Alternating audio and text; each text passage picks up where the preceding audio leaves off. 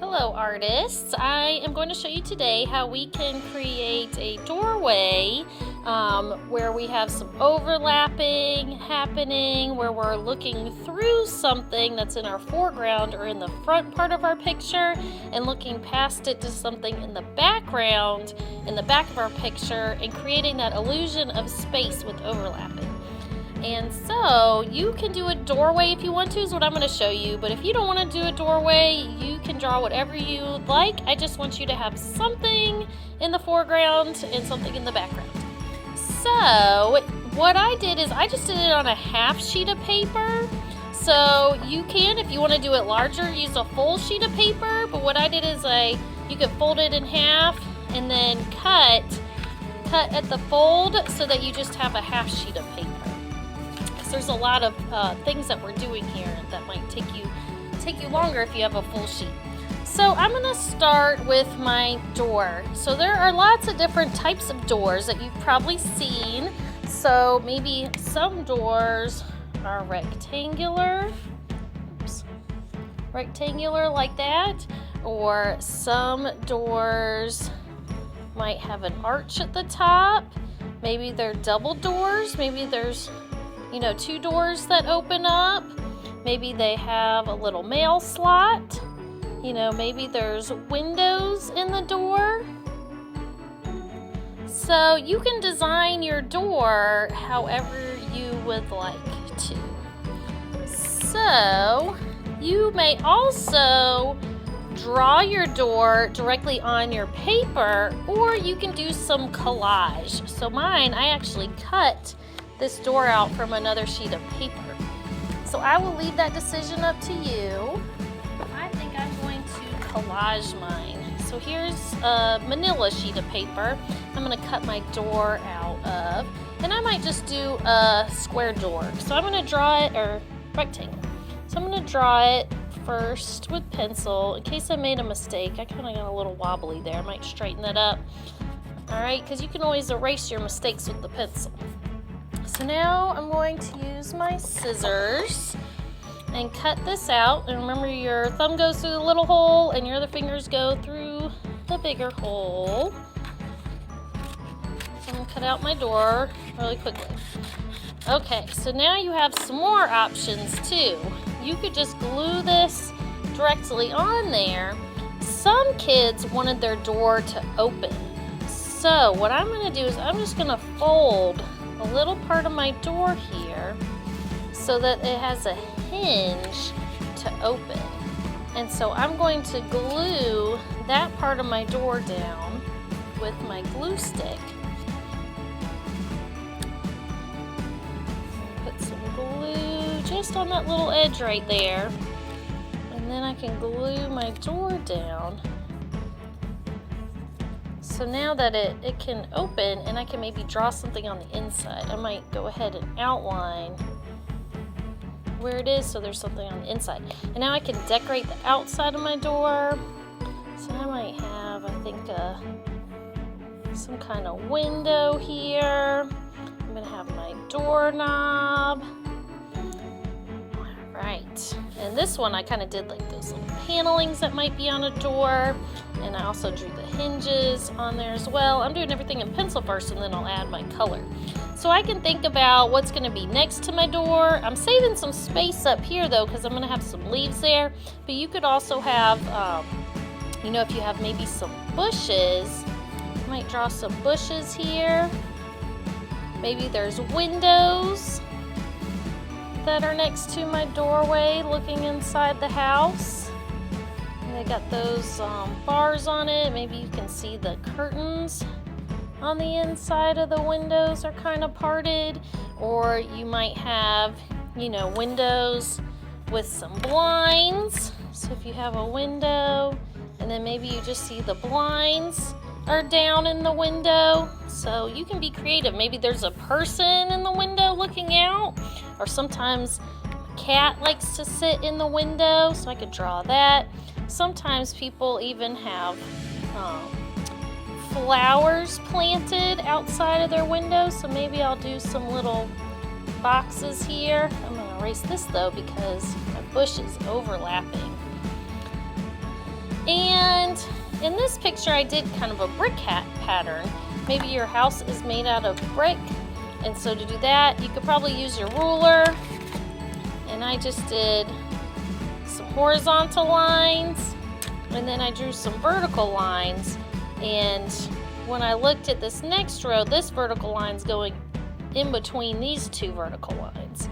And same thing up here, so this line's going in between these two vertical lines.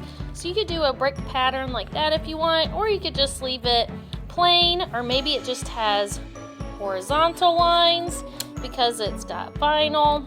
So maybe I'll just really quickly draw in some horizontal lines here so it gives my house some texture.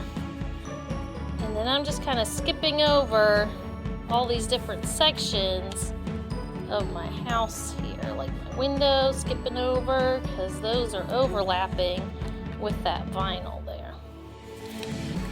Okay, so I'm going to really quickly add some color to my picture. And you can use whatever you have at home. You can use crayons, you can use markers, or you can use some colored pencils too if you have them.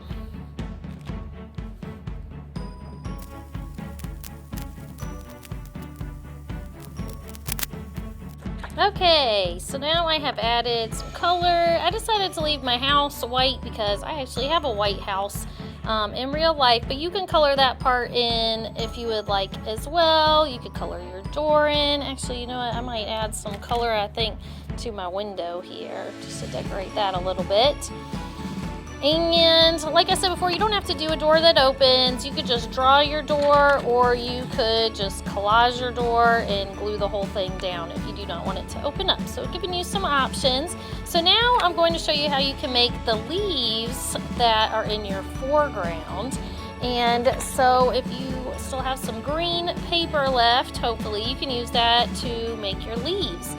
And so what I'm going to do, because I want to have lots of leaves, is I'm going to fold my paper, and I'm going to fold it one time, and then I'm going to fold it another time. So now you're going to be cutting through like 4 sheets of paper. So I'm going to draw some leaf shapes on here. And I may or may not use these, and you might want to have some different sized ones too. Maybe there's some big ones and maybe there's some little ones. So now I'm going to cut these shapes out with my scissors. And so now I've got lots of leaves by just cutting it one time, but since I folded my paper, now I have 4 leaves. One more time with my little leaves. There we go. So now I've got a variety of leaves. And I sometimes will have these already cut out. So if you want your parents to help you cut out leaves, you can have them help you with that part of this project. So another thing I did to make them look like they're popping out is I glued some foam underneath them. So you might not have that at home. Usually I kind of cut up some pieces of this kind of craft foam, but you could also, if you don't have foam and maybe you have some tape at home, you could do what's called a tape donut. So you could take a piece of tape and then roll it on itself like that and stick it on the back of the leaf, and then you could stick that on your page there. So the way I'm gonna do it is I'm gonna use some of these little foam pieces and my glue stick. And when I am gluing something that's tiny, I think it's easier to take that piece and kind of drag it over the top of the glue stick. And then I'm going to stick one side on my leaf and then put some more glue on it and then stick it on my picture. So it's kind of popping off. So I'm going to add some leaves to my picture. Okay, I have glued all my leaves and now they're overlapping too with parts of my picture to create that illusion of space there. And like I said, if you want, you could just glue, and I even did this, just glue some of your leaves directly down.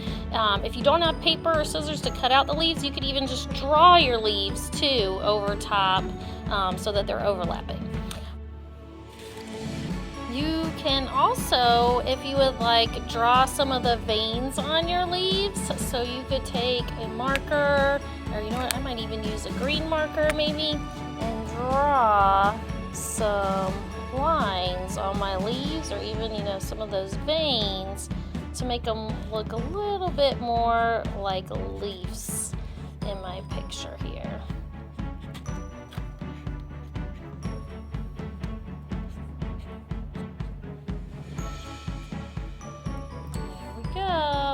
Well, I hope you had fun making your Auguste Macke inspired doors. Have a great day. Bye.